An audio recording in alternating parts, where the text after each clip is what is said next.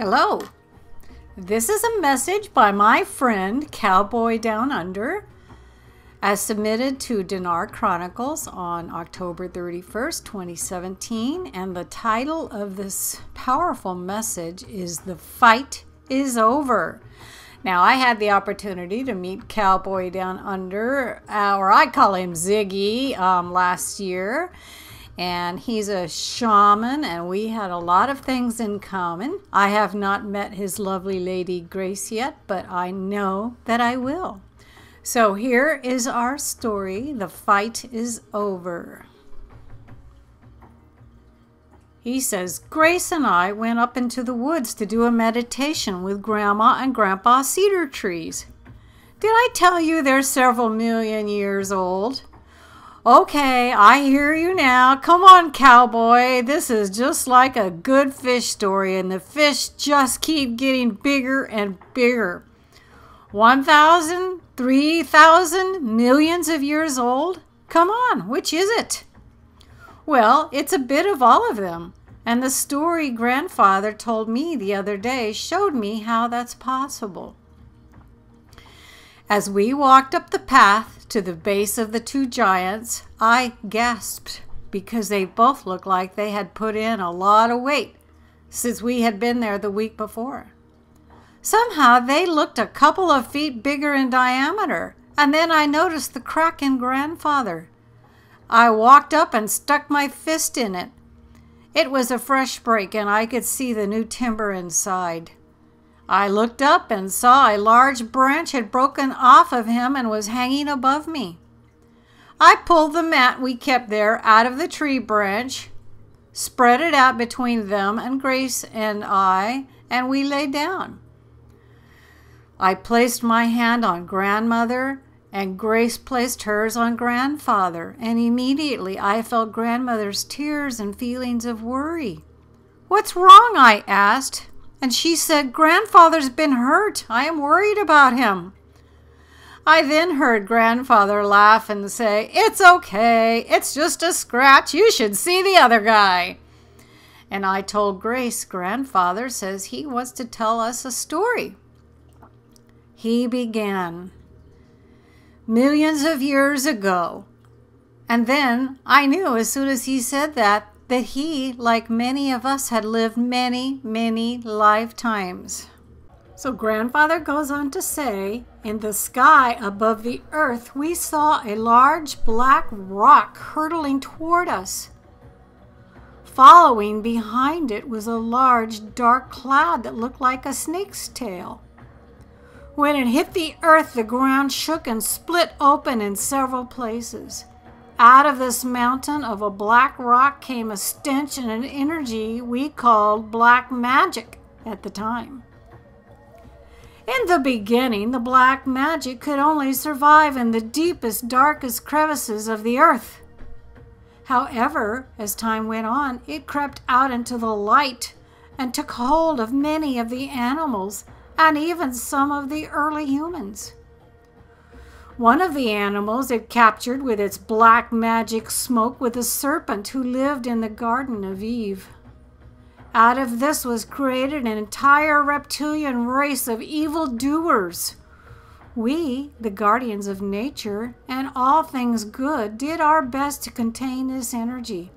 We knew it could not survive in our light, so we raised our energy to brighten it and kept it at bay as we watched from a safe distance. It was scorching the earth, and it became clear that we must do something. A great plan was devised by God and delivered to all Lightworkers on the planet at the time.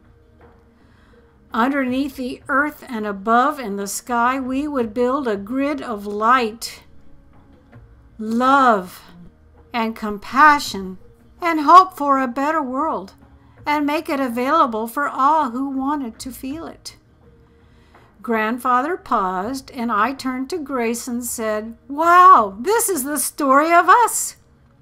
He went on, "Over the last several years, we have been winning. Our grid is strong, the light is bright, and the energy has been rising so fast, the black magic cannot survive in the open anymore. So it's gone back to hiding in the deep crevices of the earth. But it knows it's only a matter of time, and it will not survive there either. It has been gathering its minions and calling them black into the black rock it came here to earth on, because it is only inside this rock that it can now survive. However, last night the heart of the black magic paid me a visit.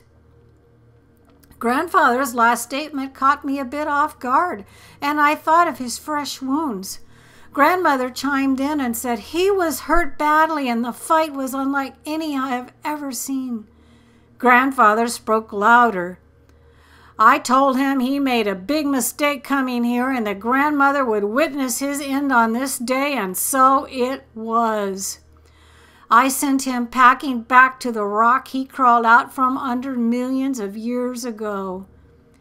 He and his kind can no longer survive outside of that black rock, and soon it and they will be leaving this earth forever. I squeezed Grace's hand as grandfather said, "It's your time now.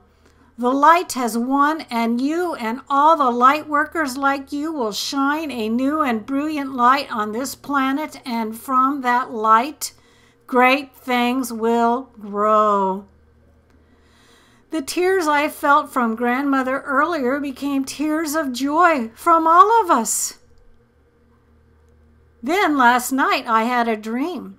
In it, many of the humans at this time on Earth turned into giant jet engines. We took them all to the top of the mountain. We put a little jet fuel in them, started them up, and they blew prosperity out over the land. The winds of change took hold, and the new earth was born. I am here to tell you, my family, that it is over. We have won, and it is time to heal this planet and all of those who have lived through the black magic that has contaminated the air we breathe. The air shall breathe deeply again. We shall breathe, and our great-grandchildren shall breathe.